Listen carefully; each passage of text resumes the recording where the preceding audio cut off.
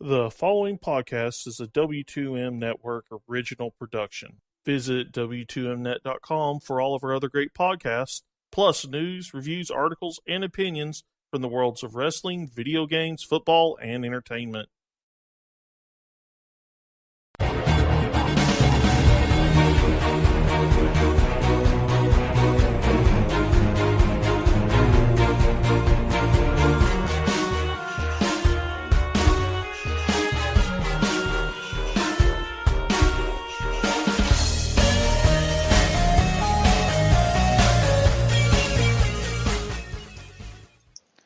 Hello and welcome to another Video Games to the Max, as this of course is the official W2Mnet.com video games podcast. We're also in association with ForumMania.com, and I am your host Sean Garmer, and with me as always Mr. Marc Morrison.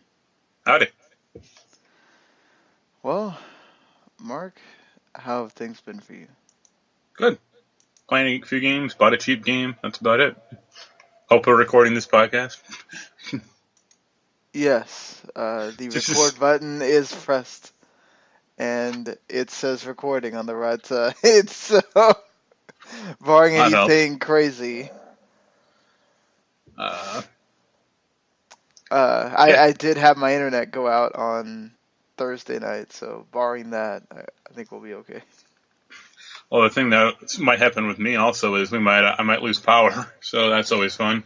Oh, is it raining and stuff by you? No, we have an old fuse box that's been going out every few days now. Oh, jeez, that's annoying. So I have to trudge down to the basement, screw in a new fuse, and just a pain in the ass. Oh.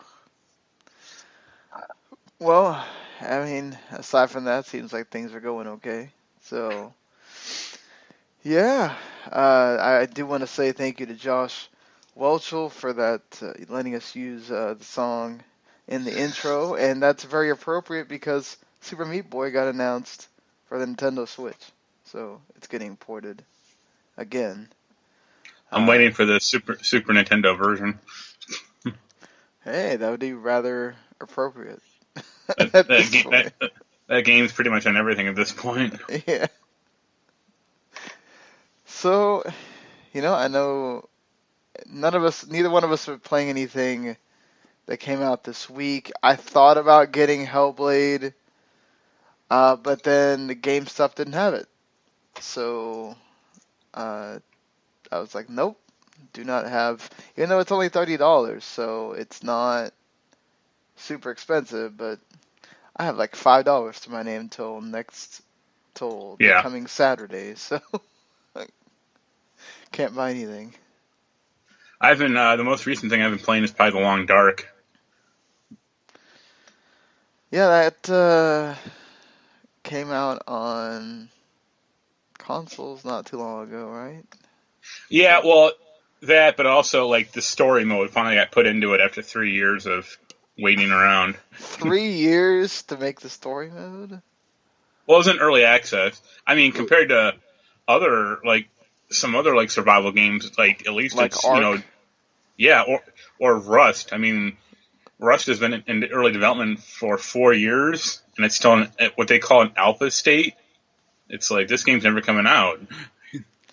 Yeah, and then Ark just keeps getting delayed all the time. Yeah.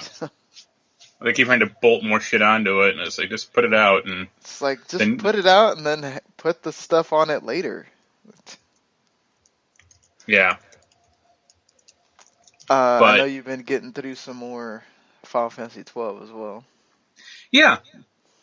I got a few of the really cheap and, I would say broken weapons, which has made that game a lot more fun. Let's see. I think it's called the Seitengrot.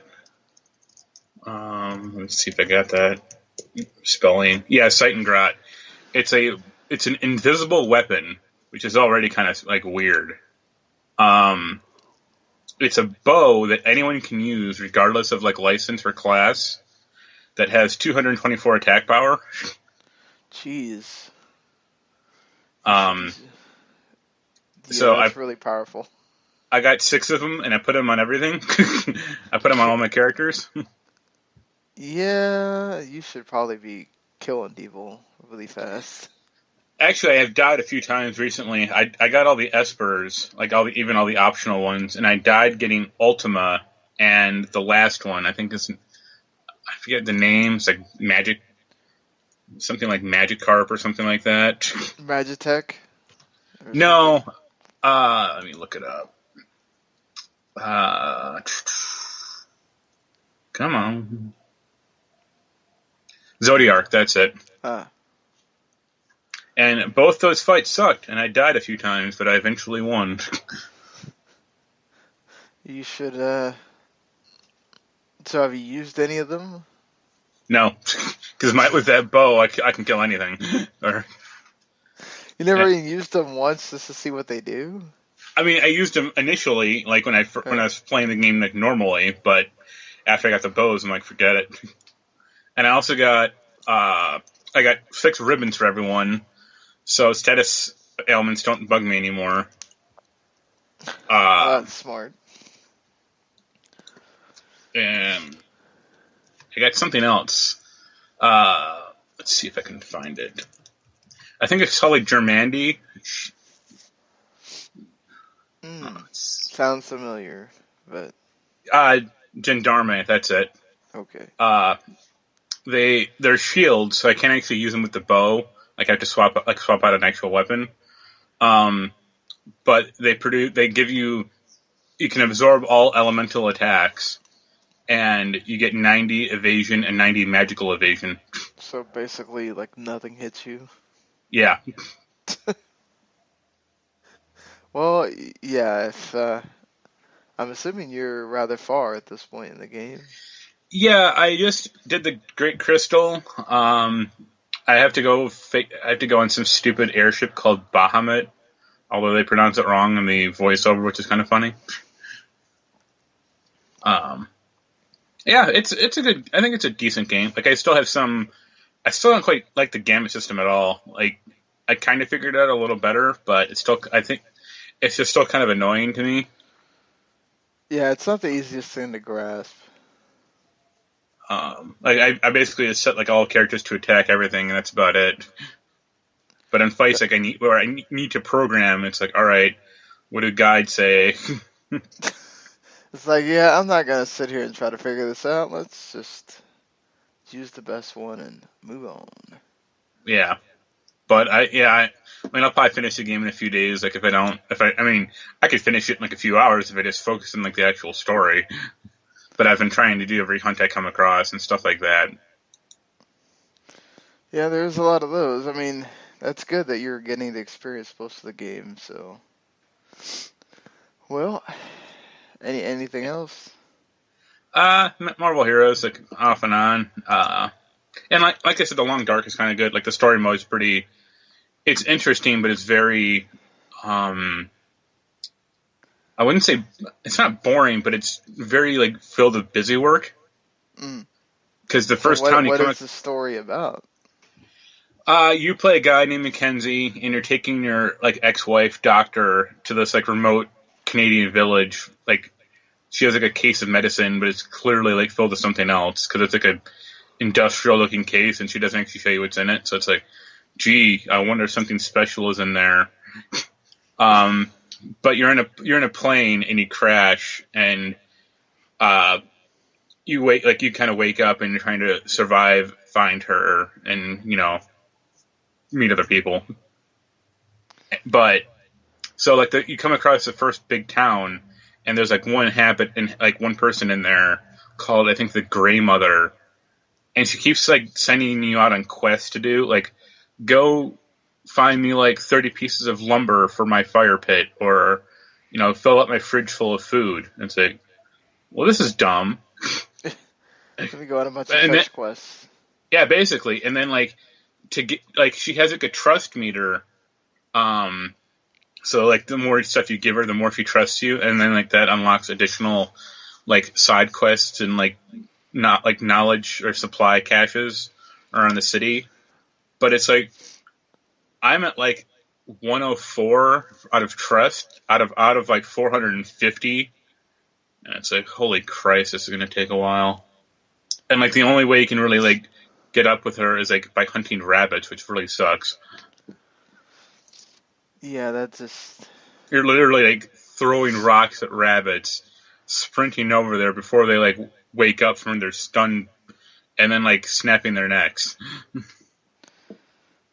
Well, hey, you gotta learn how to hunt without weapons. I mean, you gotta do Yeah, what you gotta do. Does it, but so do you feel like it adds to the game then, or it wasn't no, worth the like wait? I mean, I guess it's interesting. Like it's actually pretty well produced. But if the requirements were like a lot less strict, it'd be more enjoyable. Like now, I'm stuck with her because it's just like I need to get more trust with her to activate the next story quest. But I'm like, this is gonna take a while. Couldn't they have just done that without having to do the trust thing? You'd think so.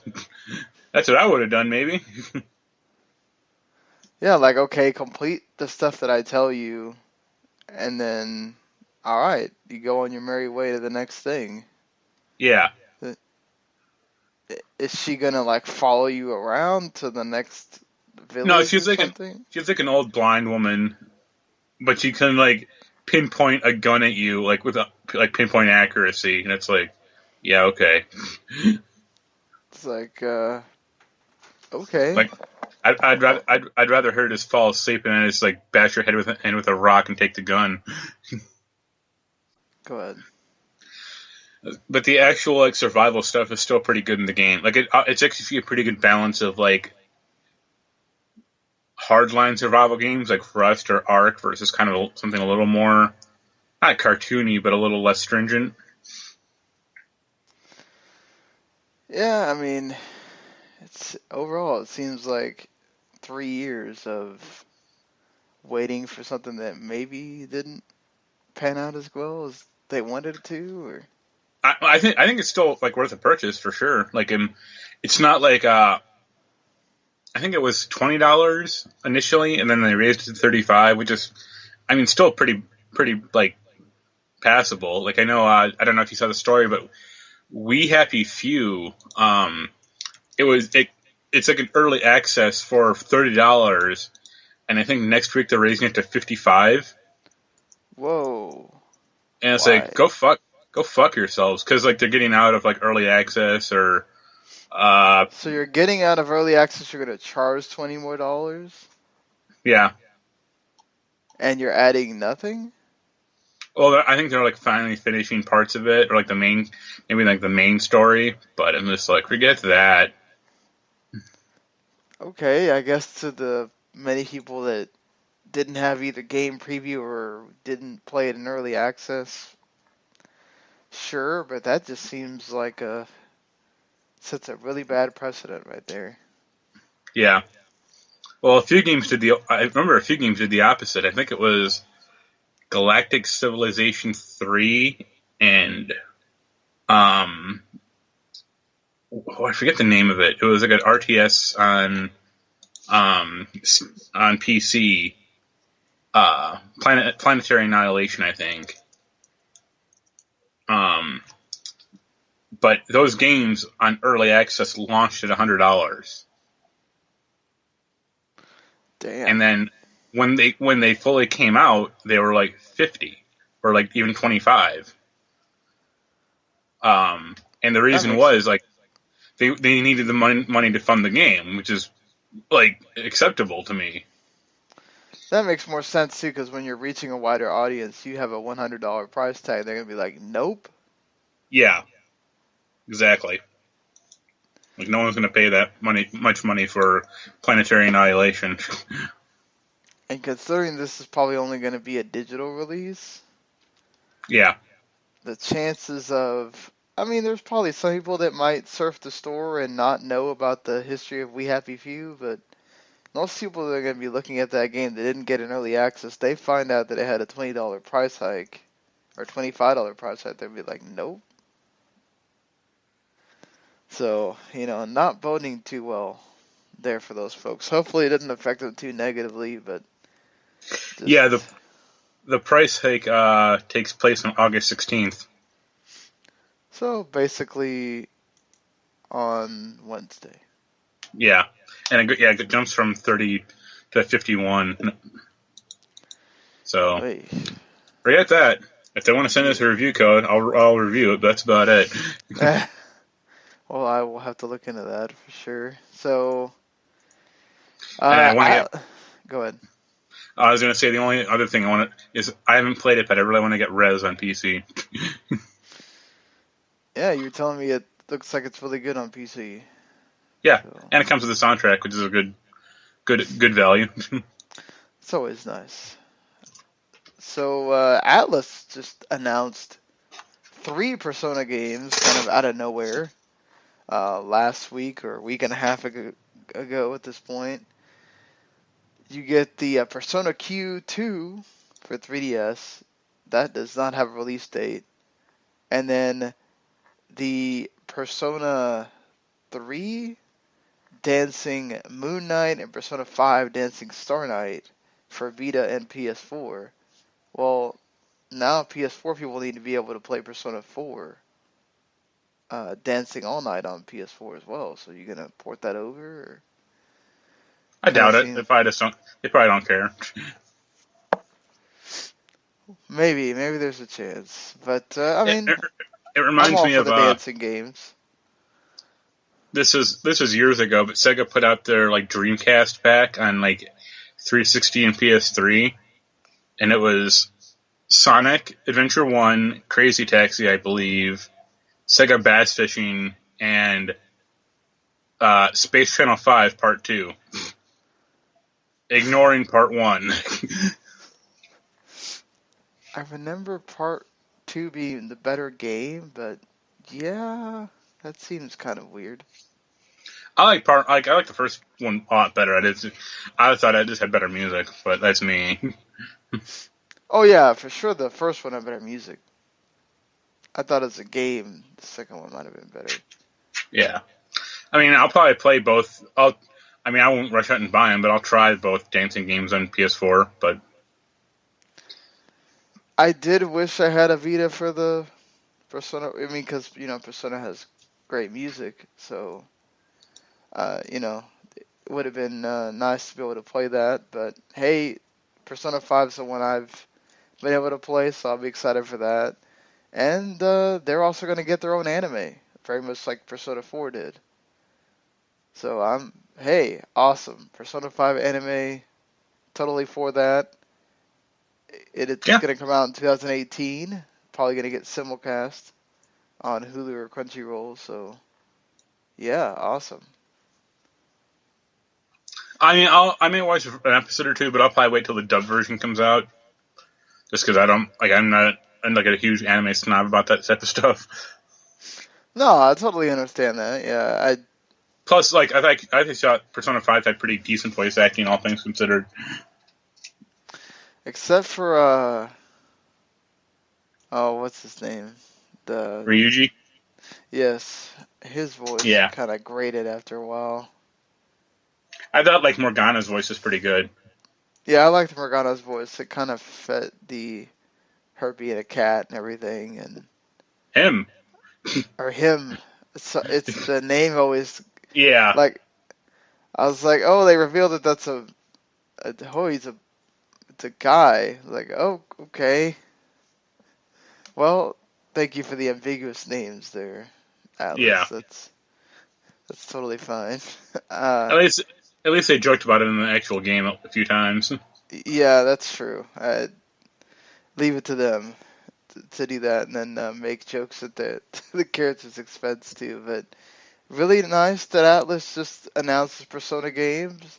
Maybe you got the big one in the series people have been waiting for, and then you get the spin-offs. And I really liked Persona Q on 3DS, so kind of sad it's not coming to Switch, but they're getting that Shin Megami Tensei game, so I guess that's the trade-off. Yeah. I kind of want a Persona 5 fighting game. I think that'll come in time. Yeah. They are doing the crossover with that other game that we talked about, so Yeah, the whole big anime Blaze Blue thing. I guess that's like their thought of, oh, that'll tide them over until whenever we do the fighting game. Yeah. Did those sell well? Well, they made a sequel, so I guess it had to sell well enough. Yeah. Yeah, I mean, maybe they're just gonna start with the dancing games because perhaps they did well. It's probably Well, especially in Japan. I imagine also Arc System Works is like they're probably busy at the moment working on that Dragon Ball fighting game. Yeah, that too. That's a big deal. Plus the crossover thing and all that. Yeah. So, speaking of fighting games, these will probably be some of the games that might be featured if esports actually does make it to the 2024 Olympics in Paris, France. They will be featured in the 2022 Asian Games in China. So, I mean, there is a precedent being set there. Apparently, this is not really because they think that the guys are, the people competing here are going to be athletes, more because we have to look at it because we can't say it's not us, it's not about the Olympics. The youth, they're interested in esport and this kind of thing. Let's look at it, let's meet them, let's try if we can find some bridges. So pretty much we're trying to get the Olympics to appeal to a younger audience. Okay. I want to see someone playing Dota 2 while they're doing a long vault. I just like I've never heard of the Olympics need reasons for people to watch. Like, Well, I mean, the original the Olympics were founded on it wasn't all about like a sport, a sports activity. So like they had other activities like originally in the Olympics. So oh well, no, I'm fine. I'm not disputing that. I mean, you have freaking what is it, equestrian dressage, and some people like over 100 countries consider chess a sport, yeah, and I mean, what archery really isn't like that physically active, and I mean, there's a couple other ones that like you're not sitting there just running around constantly. So, I mean, if you're gonna talk about it from that perspective, yeah, you can have esports in there. I'm just saying their thing is almost kind of like well, we're trying to get the younger kids to watch the Olympics, and it's like, does that really matter? It's the Olympics. yeah. Well, I mean, kind of because like I think the Olympics have been down over the past few games. Like I don't think a lot of younger people really care. It's kind of difficult to keep up with, right? Well, I mean, I think it's difficult to keep up with, at least in this country, because our coverage sucks. well, I mean, now you have like stuff that happens all the time. Yeah. So people know that you're watching this on tape delay, and you can go on the internet and find the results and go, okay, well, I need to watch this now. I mean that, but also like I think the commentators for like NBC are like particularly awful. Well, I'm sure that's probably across the board at that point. I think it's. I mean, it also depends on the country that they happen to be in. Like when they go to South Korea for the Winter Olympics and next year, a lot of the major stuff's going to be happening at like 3 a.m. over Yeah. here. People aren't going to be awake watching it, so that's going to be difficult to kind of keep up with there. But yeah, I like this idea. I don't know that it winds up passing. Of course, everybody and their mother's already out there complaining about this, but I don't see where it hurts. I mean, it's a couple of events. I mean, Yeah, so and even if like this did get on, like they're not gonna be showing it on like on NBC prime time or anything. Like, no, this will be on one of the ad hoc channels. You can watch it if you want to, or and even if they did, like again, it's like one small part of the Olympics. It's not like this now takes center stage and nobody ends up watching the frickin' basketball or track and field or whatever, you know. I mean, give it time. Dota 2 will eclipse both those things. Watch that happen. Uh, Somehow. I mean, I don't know about basketball, but the swimming, maybe. Michael Phelps can't last forever. I think he already So, retired, didn't he? well, he keeps saying that, and then like every time there's another Olympics, he shows up. So we'll see. Yeah. Well, what else has he got going on? True. I mean, swimming's been your whole life, so it's your thing. You want to be in the limelight, you gotta be there. Now he's going to join the X Games. Do some skateboarding Yep, in the water. in the water. Yep. They'll do a race between him and something else, and he'll win. So Valve has announced a new game. Oh my God! Stop the presses. Valve is making a game. Don't expect Half-Life 3 or anything. This is a card game based on Dota 2 characters, kind of like Hearthstone and Gwent and the Elder Scrolls game. Is there really a lot there to do a card game for Dota 2?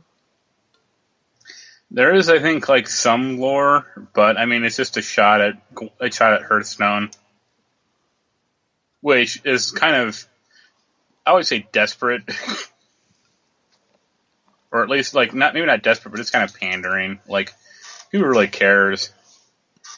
Yeah, it's like, oh well, Overwatch came and took a shot at Team Fortress 2, so I guess we got to return the favor.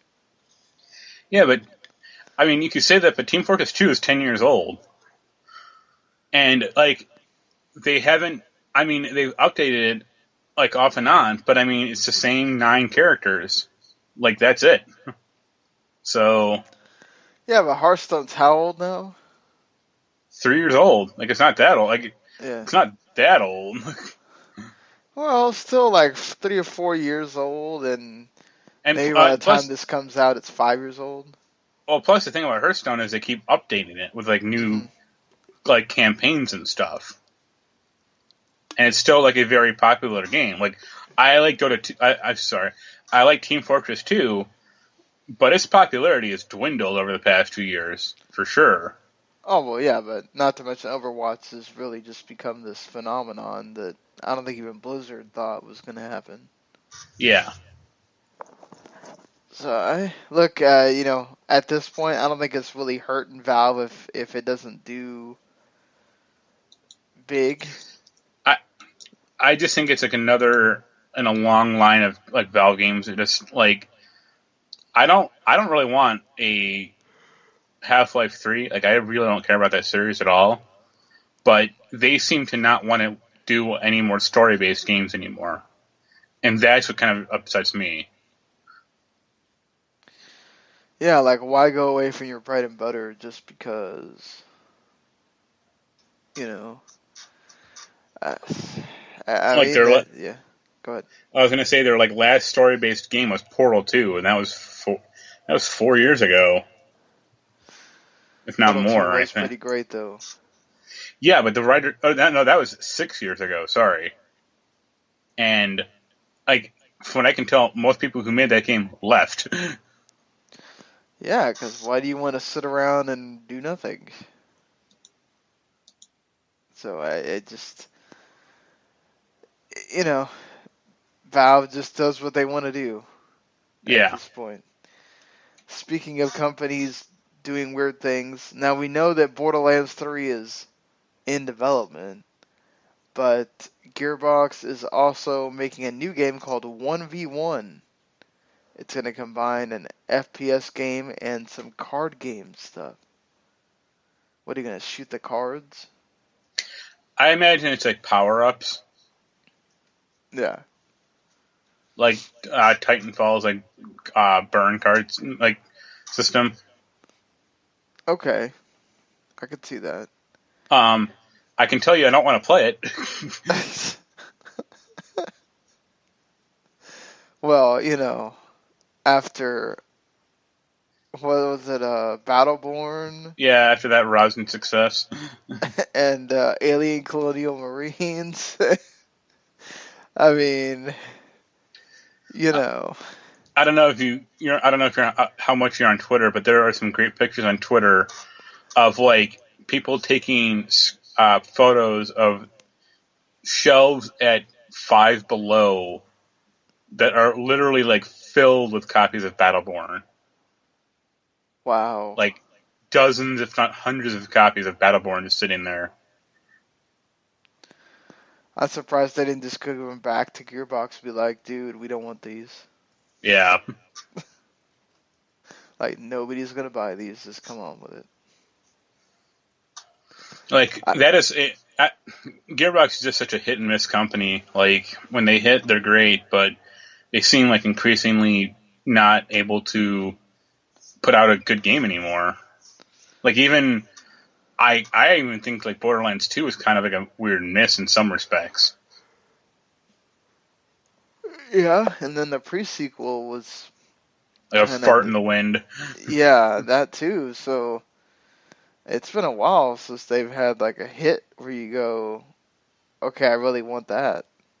Yeah, like, I mean, Tales from the Borderlands is the exception, but they didn't even make that. They just licensed out their Borderlands property. Oh, so you say. But apparently, according to Telltale, Tales from the Borderlands did not meet sales expectations, especially towards the end, and they consider it a failure internally. And so the possibility of a season 2 is very unlikely because of that. And in fact, they're kind of upset because they want Gearbox to take those characters that they wrote so well and put them into Borderlands 3. You know, there's a possibility they could show up, but they were hoping that by making this series, they'd already give Gearbox, okay, here's my two characters. They're going to lead the way in Borderlands 3, and that apparently was not the case. I wouldn't, honestly, I could see that game, like, it's the same thing with other Telltale games. Like, releases for Tales from the Borderlands came out and no one talked about it. Like, I think it was a really great game. Like, I think it's probably one of their top 5 at least. I think people like us, you know, that have, are very in tune into the games, that we talked about it. Like, I heard it on a lot of podcasts and stuff like that, but outside of that realm, out of reviews and stuff, like, the casuals were not talking about this at all. Yeah. You know? And it's part of, like, a weird license, honestly. And also, like, if that was Telltale's plan to, like, get those two characters, like, Reese and Fiona in, like, Borderlands 3, that's a bad plan. Because I would not want Gearbox writing those characters. Like, they'd fuck them up. Well, maybe they come up with some kind of deal where Telltale writes the story or something, and Gearbox just does the gameplay. Maybe, but I don't trust the Gearbox writers. Like, they'd have them do a bunch of meme shit, like in Borderlands 2, and it's like, man, I'm good. Yeah, or make some terrible references that no one's gonna care about after they've played the game for like a week. Yeah, and you know, that's the thing. And I think also what kind of hurt it is that right around where Tales of the Borderlands came out is right when you started to get into the exhaustion with Telltale games. Like, it was starting to become like, okay, there's just too many of these. We can't keep up with them. And, like, I don't hear anybody talking about the Guardians. No, well, it's funny. Like, they claim that Borderlands didn't sell well. It's like, okay, how well did the Game of Thrones game do, or Minecraft do, or like you just said, Guardians do. It's like no one talks about these either.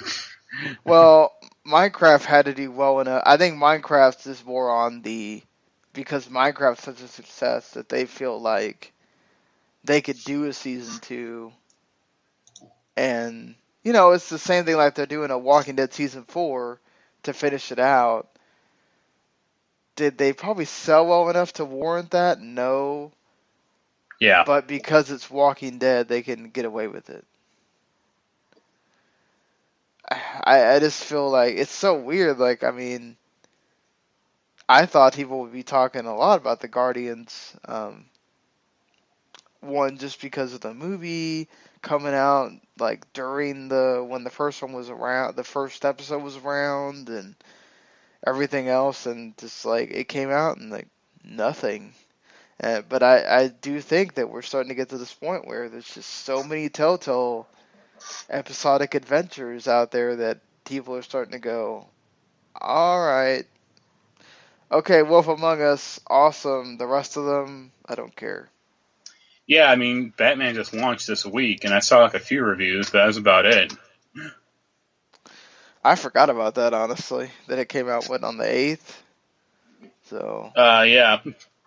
I still got to figure out if I want to go back and finish the first one. I mean, you're probably good because you're not going to get the second one either. Yeah, I don't know. I mean, I want Telltale to make a new poker night game though, where you face off against like Reese, the sheriff or Bigby from Wolf Among Us, Batman, and then like Peter Quill. that'd be great if they could come up with some kind of crossover thing. I don't know that the individual, franchises would be okay with that. But hey, God, why no. not try? Could you imagine if they go, oh, okay, the only way that DC and Marvel can be together is in Telltale, where Batman and Peter Quill sit around the table and talk. Well, they've had like crossovers before, but that's been a pretty long time ago. Yeah, or at least in video game form, I guess. Yeah. So, moving on from that, it's sad to hear that Tales from the Borderlands didn't do well sales-wise, but it's not. I would say it's not surprising, despite the quality. But also, I think it's a better game than most of the other like current franchises that are going on, except for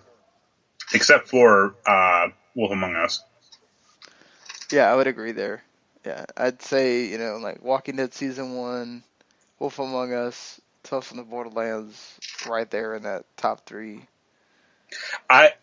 It doesn't play well even when it came out, but I actually like Back to the Future quite a lot too. That was before like Walking Dead, so it kind of plays more of an adventure game though. Yeah, that's the thing is, like I think it plays well as an adventure game. Just after you play Walking Dead and you're kind of used to this Telltale. Yeah, they definitely have their own style now. So yeah.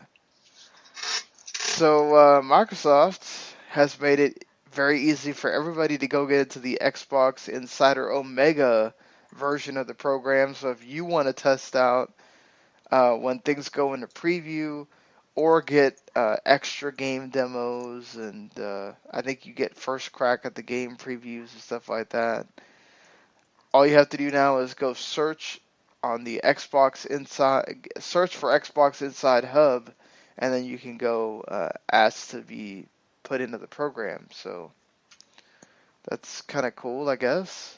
I think the latest thing is now you can customize your own home screen, which we should have been able to do a long time ago, but it's like, ooh, what a revolutionary new feature that was on the last generation of console. Yeah. But they are going to make changes to achievements, Not really so much that they're doing anything with the way that you get achievements or whatever. It's more about they want to be able to tell your story. So if you're one of those people that plays like one or two games, and say like you're a big Minecraft player and you sit there and play Minecraft for hours and you get all the achievements or whatever, that's going to be shown just as big as if you played like 20 games. So you can still go out there and achievement hunt if you want, but for the people who just go and get good at one game most of the time, I guess you're going to be on the same level scale or whatever. I don't know if that really makes changes to anything, but I don't care. yeah. I want, honestly, the thing I just like about achievements, like for the old Xbox, was like they unlocked shit, like new avatar items or new pictures. Like if they wanted to actually like make achievements worth something, I'd go more in that direction instead. But what are you gonna have them unlock? Like special characters because you Characters, weapons. I mean, why not? I mean, it doesn't need to be for the game itself. I mean, it could just be like, I mean, I don't know if did they put avatars back in yet, or is that still? Did. Yeah, have it be like new outfits for avatars or new, items or something, or something like that. Yeah, I think when you're talking Or about maybe like characters or modes, maybe like that would take away the DLC thing. So maybe like a theme or a sound pack for the console. that wouldn't be bad. I agree with you that having more kind of rewards would be good. I'm not one, like I like getting achievements and all, but I'm not one to sit there and just stare at my score and go, oh my god, I got to get more. Like it's no big deal. Yeah. When the PS4 thing flashes on that I got an achievement, it's like, okay, cool. I'm moving on. I guess good that they're doing stuff with it, but I don't think that this really does anything revolutionary or No. whatever. It's just kind of there. Speaking of unlocking stuff, a lot of people got upset that hard mode got unlocked for Legend of Zelda Breath of the Wild with buying the DLC. So Nintendo kind of tried to, squish that a bit in the Samus Returns game. At first, it was thought that it was connected to buying the Metroid Squishy Amiibo. That's not the case. You can still unlock hard mode after you beat the game the first time. Now, you can, in order to get the next tier after hard mode, you do have to buy the Squishy Amiibo. So if you want to play like the equivalent of like Nightmare mode or whatever, you do have to buy it. So, do you like things like this being attached to Amiibo? Well, at least it gives them one reason to buy it, for people to buy them. It's true, but I guess you could buy it without the Amiibo too.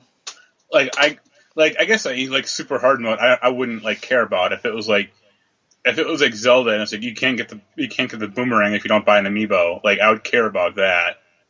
But like a super extra hard mode, I mean, if you want to go down that route, you're welcome to. But I don't play Metroid games because they're hard. I play them for exploration.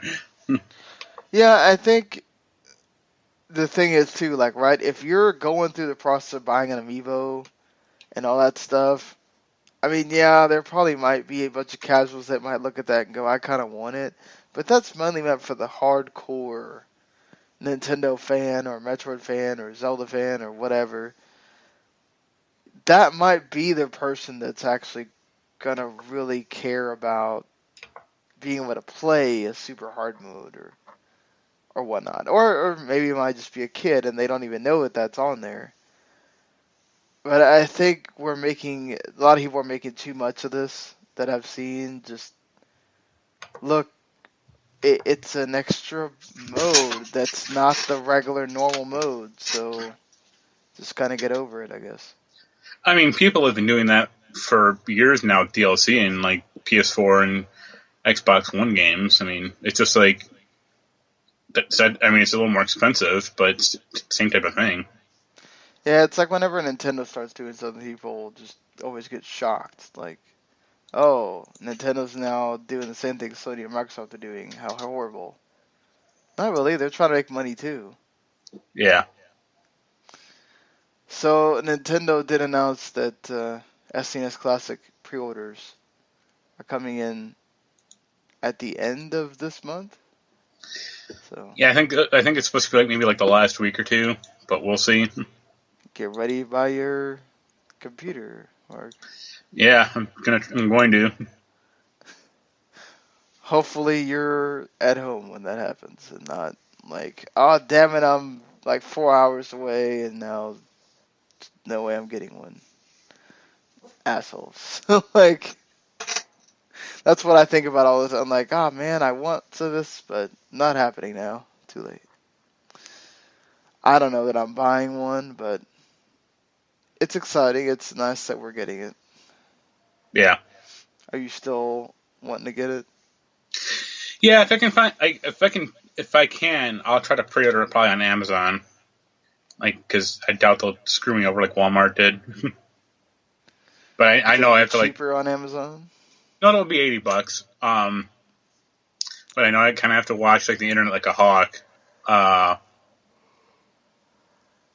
When like the minute it goes trending on Twitter, it's like, all right, go to Amazon as quick as I can and like buy it. Like, go now. Run. So, the Nintendo is being sued by Game Vice because Nintendo Switch is inhibiting on Game Vice's Android gaming tablet, the WikiPad. The accessory company believes that Nintendo violated a patent that the Switch's detachable Joy-Con controllers are too close to what Game Vice had in mind for its portable device. We have a picture here. It does kind of have like, the joysticks on both sides with the D-pad and the buttons. Yeah, but like the thing is like a black picture.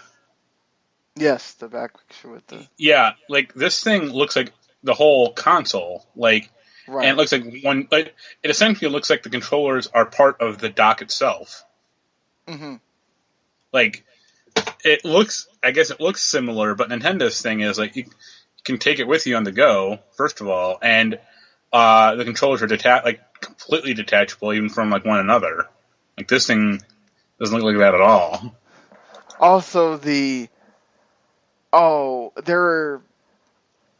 it's a problem for what we had in mind. Well, guess what? You didn't make it. Yeah. So you can't say that, oh, well, we were going to do that, but Nintendo came out with this.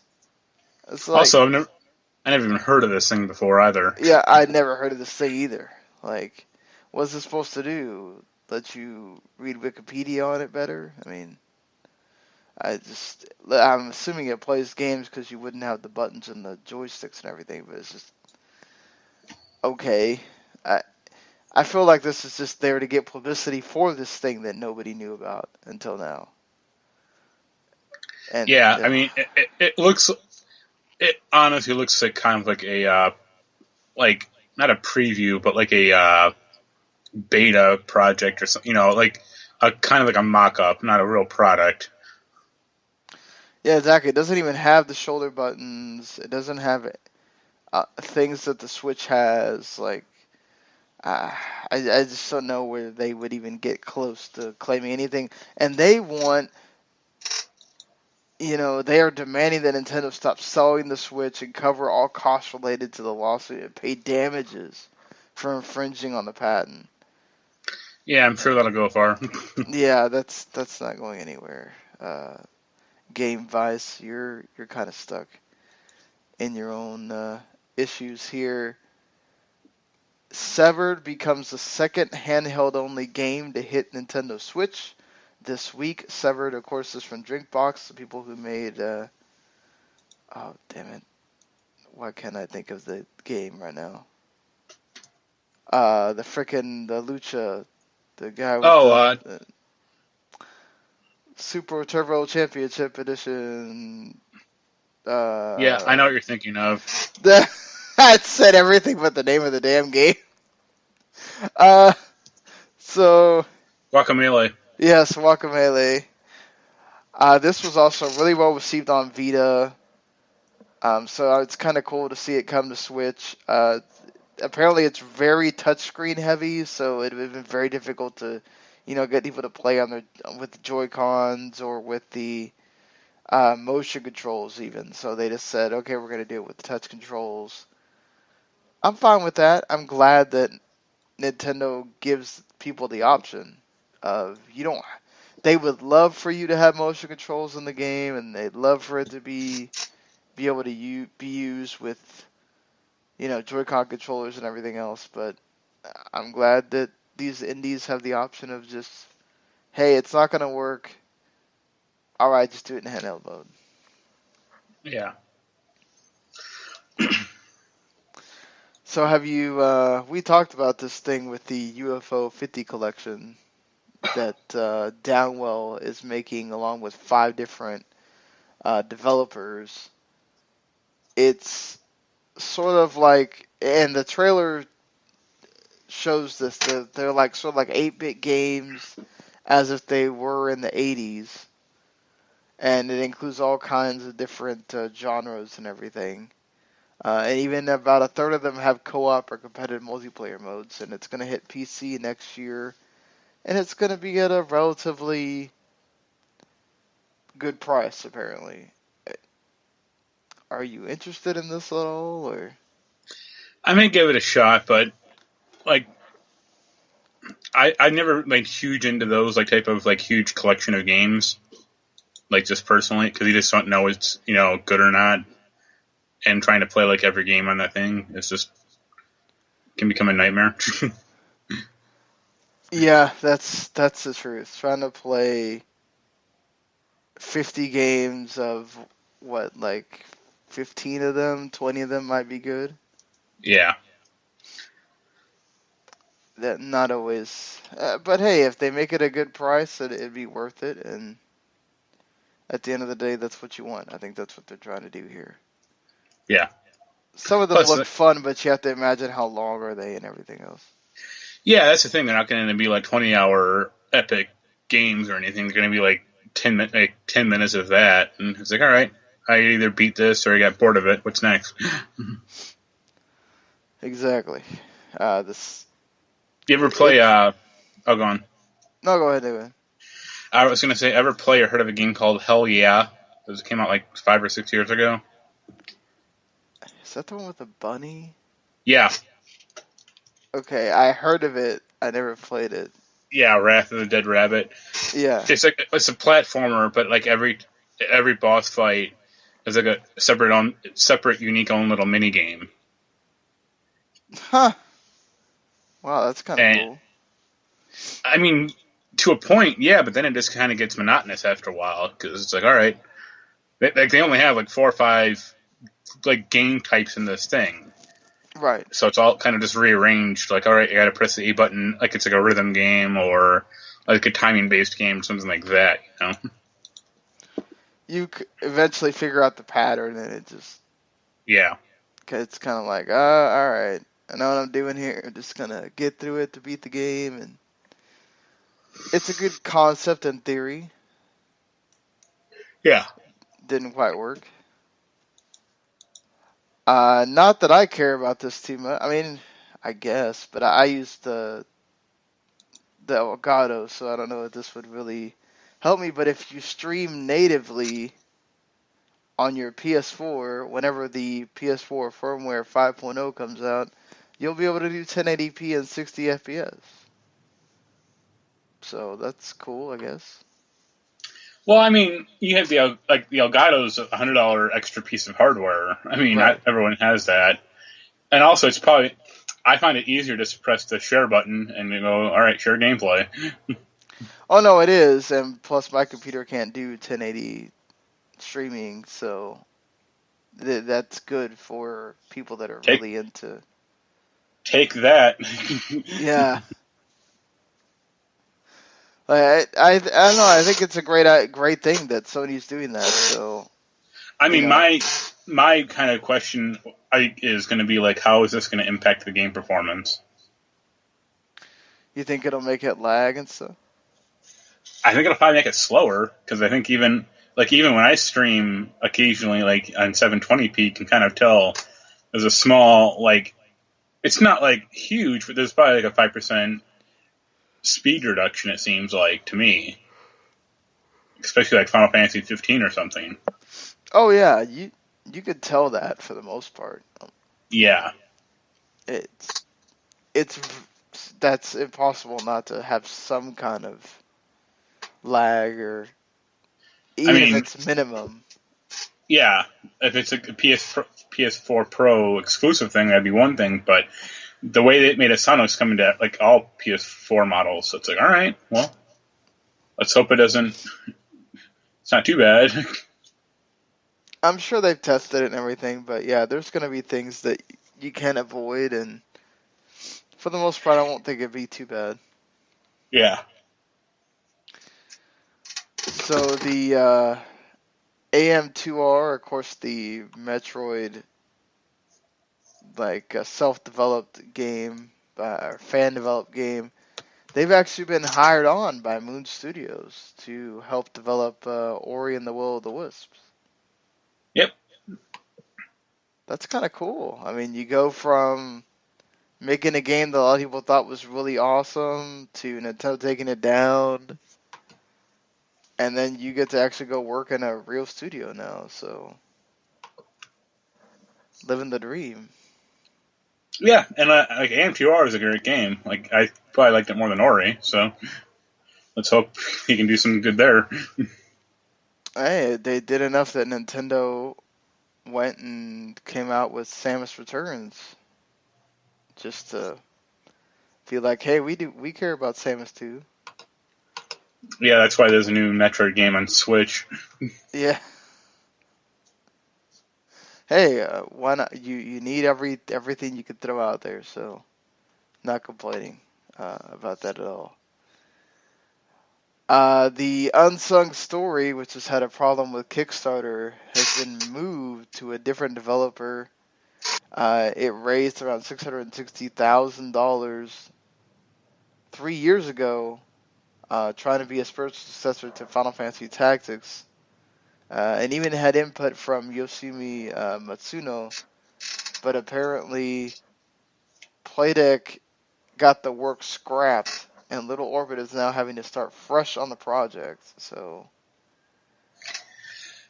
did Playdeck give the money back so that no, they kept it. So how's Little Orbit able to just start from scratch on this? I think they said they have like the design documents that Matsuno made. That's about it. Like, this thing is except for Star Citizen, and maybe like one or two others, this thing is like the biggest Kickstarter disaster ever. This still doesn't equate to me. Like, you're gonna move developers, but then they have to use their own money to undo everything that you did. Yeah, like there was like a notice that Little Orbit put out by people like. It was like, we cannot give out refunds because we don't have the money, and it would adversely affect the development of the game or something. It's like, well, it's been 3 years. Like, all right. Yeah, but it's not Little Orbit's fault either, though. No, it's Playdeck's fault. Like, I don't think they had any clue how to make a game, first of all. Like, I don't think they had made a video game in the past. Like, they made board games, I think. And then, like, there was a timeline on Kotaku, I think, about, like, them trying to interview like the CEO of Playdeck or like get updates, and it's a disaster. Like, they were like, we're going to post an update every month about like the status of the game. And it's like 6 months goes by and no news whatsoever. And then like the few updates they did put out were stuff that people didn't want. Like, they kept, I think like a year into the game, they were like, we're going to put in a multiplayer mode. It's like, who said that? Like, we didn't want this. Yeah, nobody wanted that. It's like that's why you got to do research with these developers and everything else, and not just go by the trailer that comes out and Like, maybe if there's some names on there. say what you want about like Mighty Number Nine. Like, it's a piece of garbage, but at least it came out. Well, it took forever for that to come out too. Like, let me ask you, have you kickstarted any games? No. I've done 2. I did Broken Age, like whatever the Double The Fine first adventure part? thing was. Yeah. Okay. And I did Bloodstained, the Castlevania thing, and that's been it. I thought you gave the like Amplitude too. Oh yeah, I gave like $1 to Amplitude. That was it. Yeah. Like, I mean, paid enough to like get something back out of it, or like the actual pre-order. Right, But and that's the thing is like these disasters give Kickstarter a bad name, and there's so many good ones out there that the game did come out, and many of them wind up being good. Yeah, some of them wind up being bad, but that's the risk you take. But yeah, you got your game, and you got what you paid for it. like I'm pretty. I played the demo, and I'm pretty like I think Bloodstained will probably do all right, but most of them I like like the big ones like Star Citizen or this thing. I looked at it and go like, no, this is never gonna work. God, Star Citizen, so just sitting there going, they gave those people how much money? Over Insane. at least over 100 million, like at this point. It's just insane. And that And like game it's is what it is. like I'd be curious if there's running tab like which game will come out first, Star Citizen or Rust.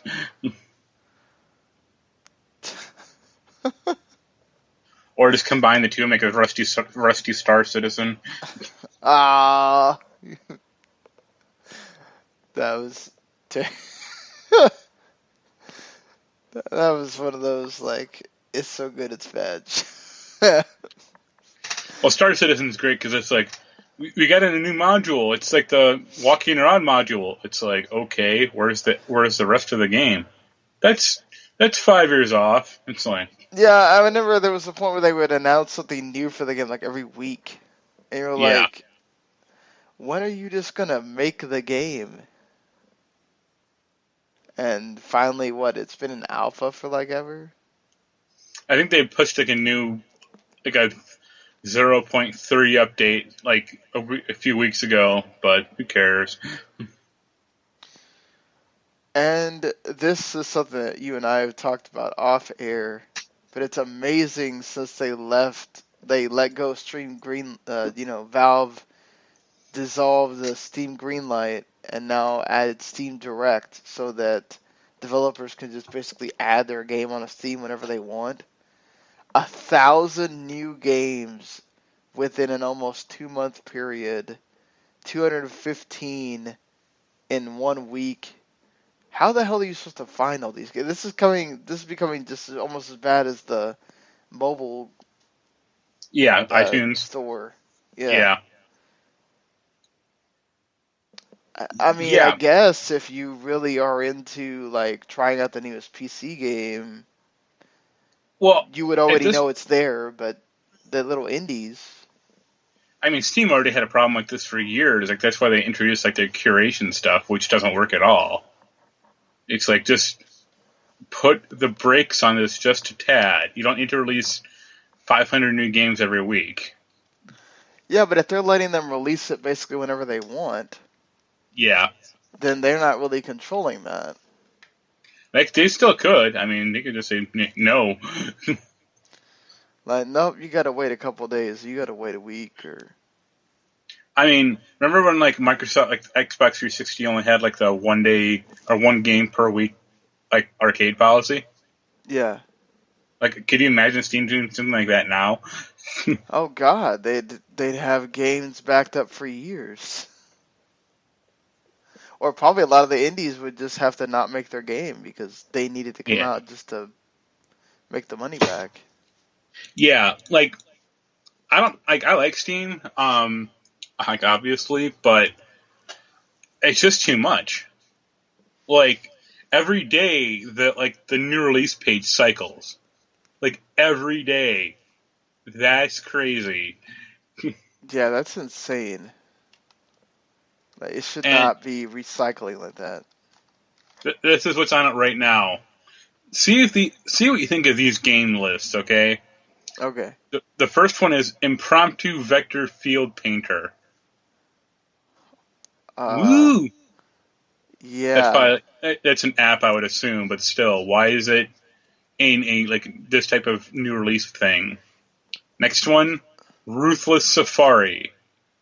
Next one, Stickman Wars. Next one, Connected Hearts visual novel. Wow. So, yeah, it's just like a non-stop stream of games that people like. There's no way a normal person could find what they're like looking for, or like the whole like finding like a diamond in the rough. Like, yeah, but the rough is now 30 times as large at this point. God. That seems just ridiculous.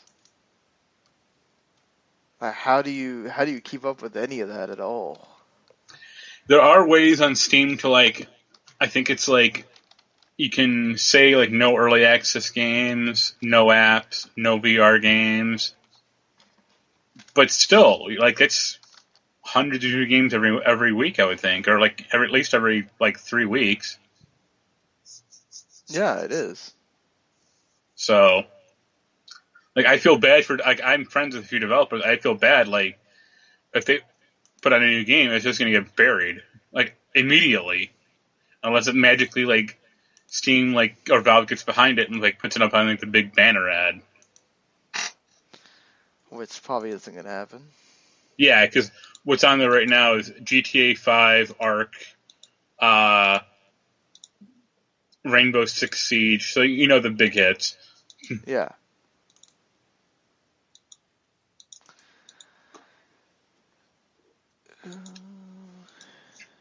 Yeah, it's just they got to come up with a better system, but for what they have, I mean, Steam is great. Just you almost got to ignore the new releases section and just go for what you know is out at that point. So so some big news coming out of the entertainment side of things. Disney just out of nowhere decided, hey, we're going to have our own streaming service, and our movies are going to go off Netflix in 2019. Of course, they have been releasing like a zillion freaking live action movies, and of course, their animated division and Pixar are doing okay. So they probably feel like they have enough with their old stuff and the new titles, which the new titles are only going to come out every 9 to 10 months after the movie releases to their streaming service. I think Netflix gets it like much faster. So that kind of seems kind of productive if you're only wanting the new stuff. But there's no price for this yet. Obviously, they have like a couple years to figure this out. And they decided to take over majority control of BAMTech in order to make this happen. Of course, ESPN is also releasing their own streaming service because Disney, owns both of them. And they're going to basically expand their ESPN3 content in order to justify being able to charge a price for it. Yeah, do you think this is going to be good or bad for Disney? Because I think already we're starting to hit that point with these streaming services where it's like, let's simmer down on this for a little bit. I mean, Well, a few things. I saw a report today that like Disney already kind of started to try to walk back from this a tad, or like Netflix is trying, like they're negotiating with Netflix. well, they're negotiating to keep the Star Wars and Marvel on there. Yeah. I don't see this working out for Disney for a few reasons. One is like just library. Like if they just have Disney stuff on there, it's fine for kids, but parents, I don't see like unless they really dig into like some of their like because it's not just Disney. Like they own other studios, like digging into that stuff. But even then, they're not going to have the library that Netflix does. Two, Netflix makes some of Disney's shows, like Daredevil and Jessica Jones. Well, those like, are staying on there. Yeah. Yeah, but like for how long? That'd be my question. Well, those are Netflix shows, though. Yeah, but I could envision Disney going like, we're going to make our own version of Iron Fist that won't be crappy or something. Like they wouldn't. I mean, but there's that possibility. I mean, why not? Yeah, it seems like they may not like Netflix's not contracts, but like their business. But I think they kind of need it. Yeah, I think they kind of need it too. Just because this could wind up falling right into their face. I think the ESPN one will be fine, especially if they're going to be adding in, say more MLB games, more soccer games, more NHL games, more whatever to justify charging for it. Plus, sports fans, this is kind of becoming commonplace where if you want stuff, you're just going to have to pay for it. But, for Disney, I think people really like the fact of it's all in one place. You can have Netflix and you have the Disney stuff instead of saying, all right, well, I'm not going to get rid of Netflix. Now I got to pay for this Disney thing too, and it's another streaming service. Yeah. How many people are going to just pick this up to watch Disney movies and, some of the adult stuff or whatever, but I don't know. This is... Also, like, if there's such a long period between, like, DVD release and it going on in the service, it makes it, like, not even worthwhile because people are just going to buy the DVD. Well, are they? If it was, like, 4 months, that's one thing, but, 9 or 10, forget it. Yeah, if you're making people wait for a year, people just rent the DVD at Redbox and then watch it once and whatever. Yeah. I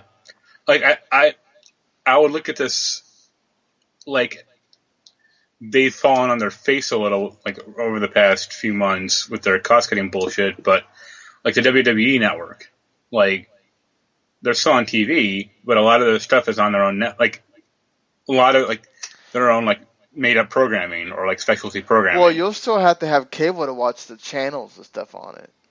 So, yeah. This is just basically like a digital service so that you can watch whatever movies you want. Same thing with ESPN. Like, you won't be able to watch the channels on that thing. Yeah. You're just paying for the whatever they put on ESPN3, basically. So. Which is nothing. Well, no, but that's what I'm saying. Like, well, no, they have a ton of college football. Basically, like, what I paid for MLS Live, which was like, we split it between 3 people to pay $80 a year. Yeah. That will be on there, and you wouldn't have to pay separately for it, but then, whatever they decide to charge a month, you're paying for that. So, what could you think they could realistically charge for $10, like everything else? Yeah. Yeah, that's what I was thinking. It's like, if you go more than 10 or 12, it's already been proven that a lot of people will just say no.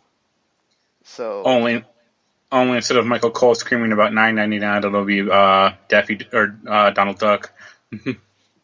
yeah, Donald Duck, $19.99 and whatever. It's like, you better have a lot of stuff on there. It's because that's a lot to give to something. I mean, if they had like the whole of Disney, like Disney's history, that might be kind of cool from just like an academic purpose, but not for like a whole year. Like I might rent that for like a month, but that's it. Right, yeah. You'll watch the movies you want to watch, and then you'll get off. I think it just depends, right? If they do it like they normally do with anything, where they go, oh, well, this month we're going to have these 5 movies, and then like 3 of them are going to go back in the vault, and you won't see Yeah, them for another 6 months or whatever. vault shit. Yeah, forget Yeah, it. if they do that BS, it's like, no. If you're going to keep it on there, like the WWE Network, where it's there and you can watch it whenever you want, and it's not going to go away, and whatever. I get it that maybe you don't want to put everything out there, but if you're going to charge for that, that's what people want. They want to have a digital library of. They go, oh man, I want to watch. Oh, whatever. I don't even know what the next live action movie is. I think Aladdin. Yeah. So like, okay, Aladdin is about to come out. Oh, I want to watch all the animated ones, and they're all there. Oh, but we had that. They went away like I have the movie club for my daughter, which is free because I already did the 5 movies like 2 years ago. Yeah. And so, but I always have to I just had to go resend them back a movie because sometimes they send you like 3 featured movies at once or within like a 2-week period, and you forget, and that's what happened. I forgot that I didn't hit decline on one of them because it didn't show up. And they kept asking me to change my credit card because I had the old card on there. And then as soon as I changed it, bam, I get a $33 charge for Beauty and the Beast live action. I was like, no. And, who knows when they're going to send me the money back. But like, it's just they keep advertising that, oh, Aladdin's going to go back in the vault or whatever right now. And I'm just like, oh my God, if this streaming service does that crap, it's so annoying. I'd be like, it's not like a fucking like physical vault. Like you can go on the internet and find Aladdin if you want to. Like yeah, exactly. You're trying to make it scarce as just you being assholes. You could probably go to like a Goodwill or other places and find the DVD for like $5. So yeah, it's not that difficult at this point. Like, I mean, I have VHS versions of all the old Disney movies anyway, but which I bought most of them at a Goodwill for like $1 a piece. But back when Disney was pure. Yeah, back when Disney was pure. So, I mean, it's gonna be a thing. They have 2 years to figure this out, where they can say stuff and backtrack all they want to because it's gonna be a long time till it comes out. So yeah, also go ahead. Like the other thing is also like, are they gonna have their own like programming on this thing? It seems like they're going to. What's it? They're going to purchase stuff to put on there. So I'm trying to figure out where the Edge and Christian show will magically show up there. That would be great, if that was the case. But probably not happening. It'd probably just be like old cartoons or something like that. But it's like that's not really enough. I assume that most of that stuff's already on like Amazon or Hulu or something, and that wouldn't be enough for me to care either way. They're gonna at least continue the third-party rights with the TV shows, and then they'll eventually show up on there, like the Once Upon a Times and all those. Any stuff that's on ABC would eventually show up there. But yeah, they're gonna just find distribution deals to try to get it on there. I think is what they're doing right now. They're not gonna have like original programming that's only for that. At the moment, they might decide that they do want to do that. So who knows? I'm good. So there's also the matter of Fox, course, coming out and talking about certain things. They talk about 24, how that could go around and change. Wayward Pines might end up getting a season 3, even though it's been off for a year. And Dana Walden says that there is no end in sight for The Simpsons anytime soon. At least not Why? until one of the cast members dies. I mean, like, whatever. I guess. Are the ratings really that good for The Simpsons still? I mean, No, not at all. I guess why not? It's just you want to keep getting into battles with the actors every time? I mean, I assume you share the same viewpoint. Like The Simpsons should have ended 20 years ago. Like, it prints money for Fox, so they're never going to end it unless they have to. But I think most Simpsons fans just want the show to die, at least with some dignity left. Not, although that might be too late at this point. Yeah, I mean, I'd say at least, if you want to be generous, 10 years ago.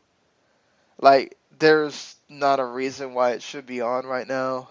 I mean, it's as old as we are, and, like, Yeah, that's saying something.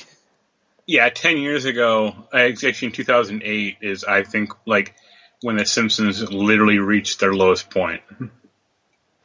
Yeah, it's again, look, I get it. Like these voice actors are getting a lot of money. Why not keep doing it if you're getting a lot of money? Fox people still have that attached to The Simpsons. Look, I love them. I'm not going to sit here and say that I watched more than a couple of episodes from the last couple seasons, but that's because there's way better TV on. And, it's just, yeah, I don't want to spend 30 minutes watching something that I know is not going to be even good. Well, I don't know if you saw the story I put down there, but Fox is also thinking about bringing back King of the Hill. Well, hey, if Mike Judge wants to do it. Well, the problem is Mike Judge is busy. Yeah, I would love to see it come back. I really enjoyed King of the Hill. Being from Texas, it's one of those like cultural icon things there. But Well, there's two problems with King of the Hill really at this point. One is like Brittany Murphy died, right, so that'd be kind of hard. Like they could hire like another actress, but it'd be kind of hard to work around. The other problem really is like King of the Hill was never really respected by Fox. Like it was always shown, it was always in like a 7:30 p.m. time slot on Sundays, and almost always got like run over by football. Yeah, but I mean that happens with everything. At this point, like The Simpsons were the lead for a long time, and that would always get cut. Yeah. For football, I mean, and Bob's Burgers is doing just fine. So, where are you going to put this in your block? That I mean, they've always had a problem with. Okay, what do you put after Family Guy? Could this be what you put there?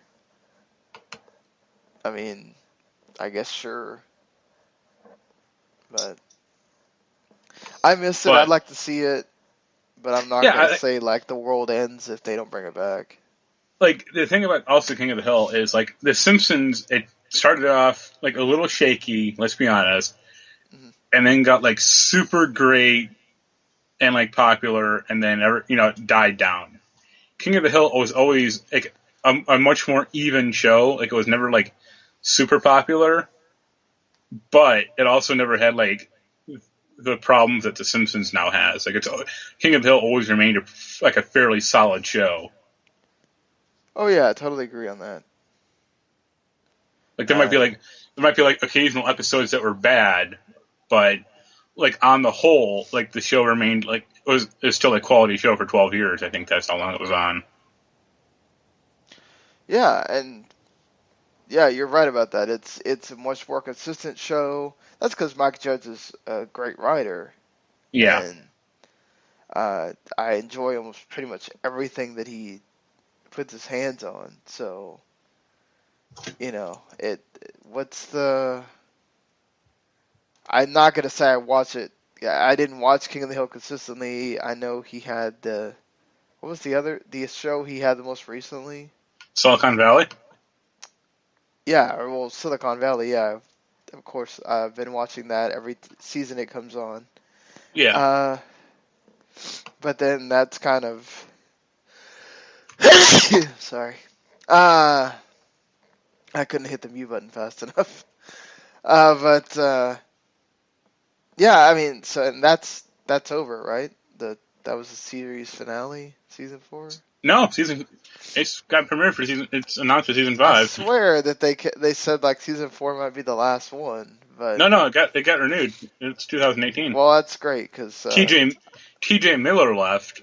well, I think it's yeah, season 4, but that was it. his character was really starting to get to the point where it's kind of like, why are you here? I think he's still valuable. Like, I think he was still funny and valuable, but like they did kind of not know. Like, the problem with Silicon Valley, I really feel, is like they keep wanting to keep those guys like in the same space, Mm-hmm. or like so for every success they have another failure that knocks them back into the house. And it's been 4 years. They should be out of that house by now, or have some success somewhere. Yeah, like it would have been okay to see them all doing their. I think it's not only that; it's also it kind of strings what you could do story wise if everybody's doing their own thing. Yeah. Right. So you're having to go back and forth between okay, well, what's Guilfoyle doing? What's Dinesh doing? What's Big Head when he shows up every couple times an episode. Well, he barely shows up. He shows up like once every 4 episodes. It's like, oh yeah, he's still here. Yeah, it's then of course they gotta stick with the more main characters. So it's just I think they're a little worried about like okay, well if we have each one of them doing their thing and they're not mostly together, it's gonna lose that camaraderie of the show, and they're gonna stretch the story thin. So yeah, I mean, that's fine. A lot of sitcoms like spin their wheels because if they have too much success or failure, then the show kind of becomes like a different type of show. Yeah, I feel like Preacher goes through that all the time now. That's not necessarily a bad thing either. Like, I mean, it's not bad if the show becomes something new. I mean, it might be better, it might be worse, but at least it's different. Yeah, I mean, but it's also hard to be consistent throughout 5 years, right? Yeah. So you're gonna have episodes where they do kind of spin their wheels. You're gonna have episodes where they go forward. You're gonna have episodes where they go backwards. So yeah. It's just how do you that? But like with these HBO shows where you have way less episodes, you got to make them all meaningful, and that's not always the easiest thing to do. Wonder Woman is now only behind Dark Knight and Dark Knight Rises for the highest grossing domestic film for Warner Brothers ever. That's I mean, for Warner Brothers, that's not surprising.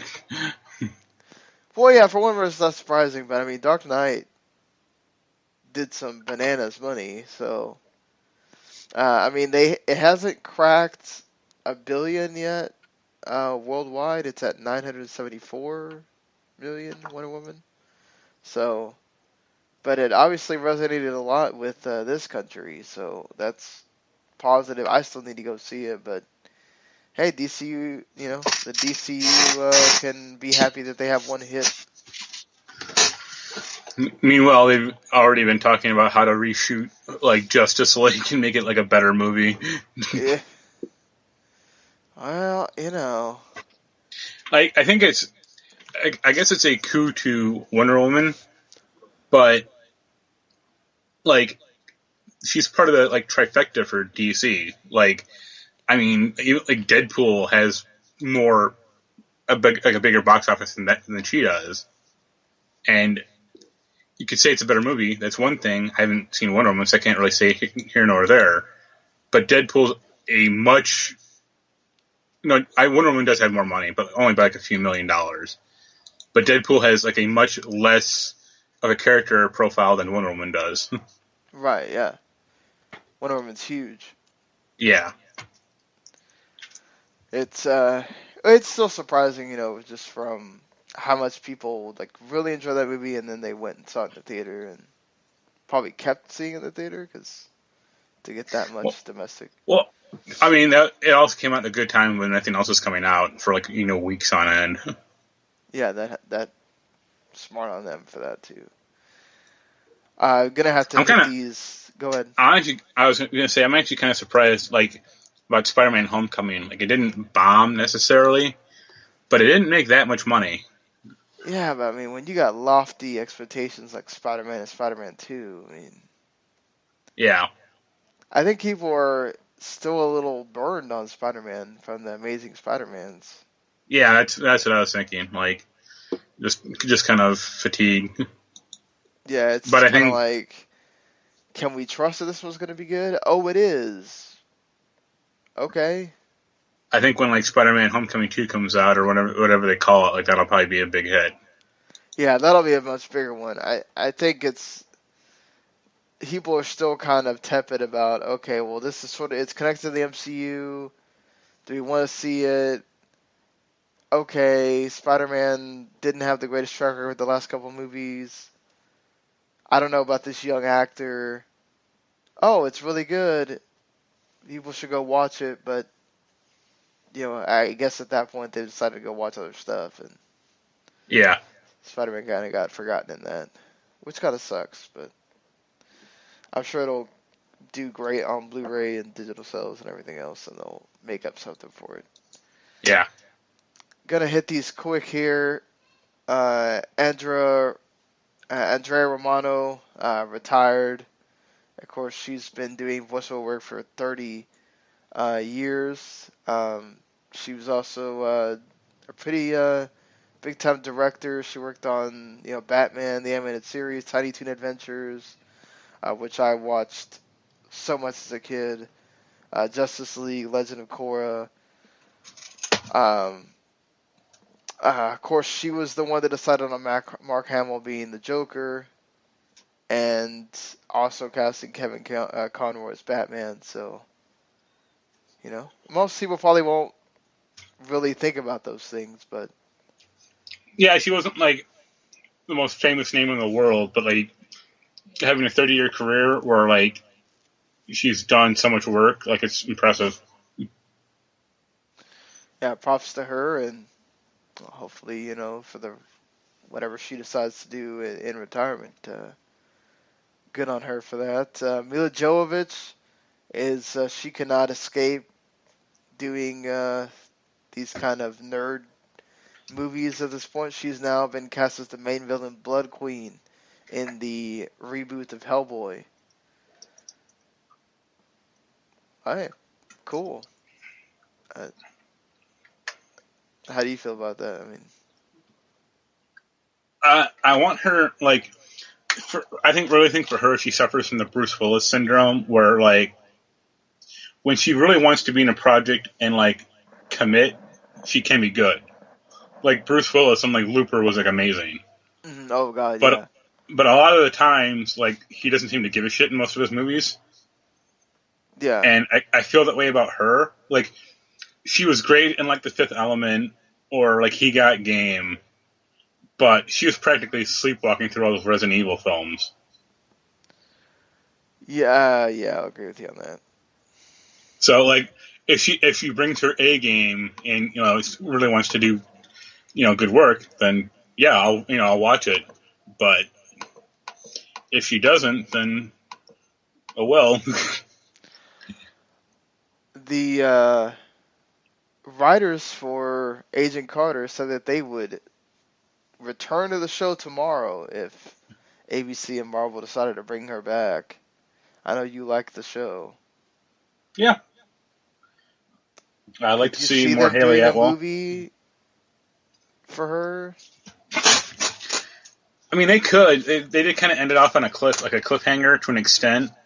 But they could always Didn't work she around that. die in like Winter Soldier though? Yeah, but I mean, well, there's a rumor that she's going to come back in Infinity War. Okay. Like the rumor I saw was like, I guess Captain America gets his hand on like one of the gems and like wishes her back to life. I don't know if that'll happen or not, but Right. we'll see. But I mean, they could just do like another film of like her life, like in the 50s or something. I mean, why not? I could see it being more like, I mean, Disney has this weird relationship now with Netflix, but if they somehow like walk back on it, I could see it working better as a like straight to Netflix film or something. I don't I know mean, that about was hitting theaters. that maybe, but like I don't think Netflix really cares about Agent Carter. Like they didn't pick up that show. Like that was one of the big things. Was like, oh, Netflix can pick it up. That's like, no, Netflix passed on it. Yeah, true. But I think that's what Netflix was more into, doing their own original stuff and not so much picking up other shows. Yeah. So, I mean, if Disney came to them and said, hey, we want to do a movie and we feel it's better if it just goes straight to Netflix, like the other Marvel stuff that's on there, instead of trying to put it in theaters. As long as it was between 45 minutes and an hour of like Haley Atwell nudity, I'll watch it. That's going to be there. No, like I'd watch an Agent Carter film, but I think the show never quite set up like enough of a world for like a film to really exist either. Okay. Like that's why like a time jump would be good, because it could be like established like really as like Shield is like now formed or something, and she's the head, That'd be and cool. they could get like Dominic Cooper back for like Howard Stark or something. Yeah. I'd love to see a season 2 of the return of Twin Peaks, but I very much like the head of Showtime thinks. I'd be really surprised if David Lynch does it, because it was such a trying thing just to get all these actors together to do this 18-part series. One of the actresses, two of the actors died, so shortly after, or I think like 3 or 4 died like shortly after they finished filming the whole 18 shows. So, I mean, doing another like 12 or 18 episodes, I mean, yeah, but from what I understand, like this new Twin Peaks also introduced like a lot of new characters that were like younger actors, so that may they help. did. It like goes back between their original cast, this like sci-fi stuff that's going on, and then like these other people in South Dakota. Yeah, And if there's not a like lot of younger actors. A lot of them are the original cast, and then there's older people that are the new actors. I mean, I would assume if David Lynch wants to do it, they'll do it. But if you want, like, at least if this show does end, like it will end on like what he wants it to do. What he wants it to end on. Like, it won't just be pulled out from under him.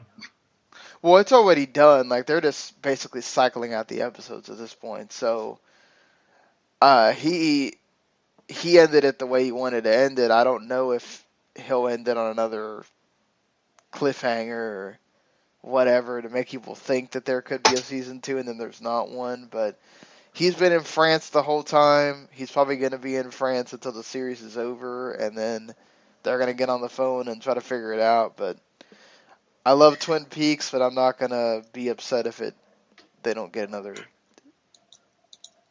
Well, at least you got more Wet Hot American Summer to keep us busy.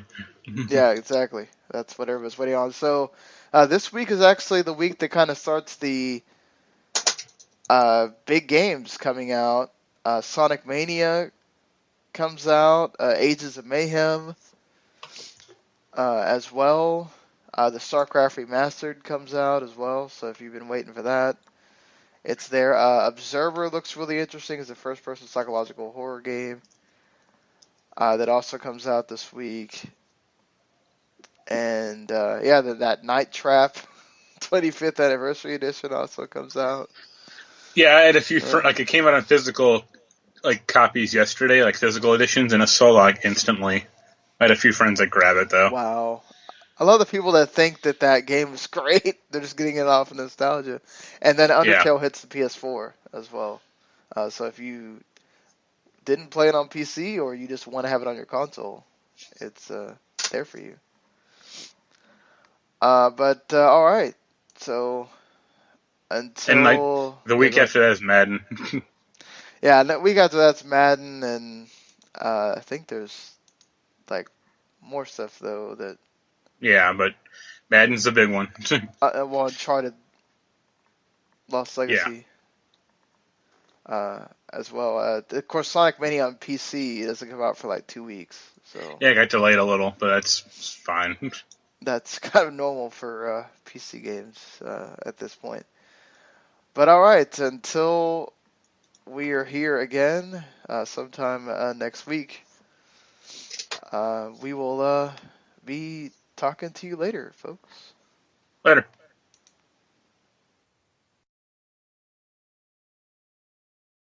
The following podcast is a W2M Network original production. Visit W2Mnet.com for all of our other great podcasts, plus news, reviews, articles, and opinions from the worlds of wrestling, video games, football, and entertainment.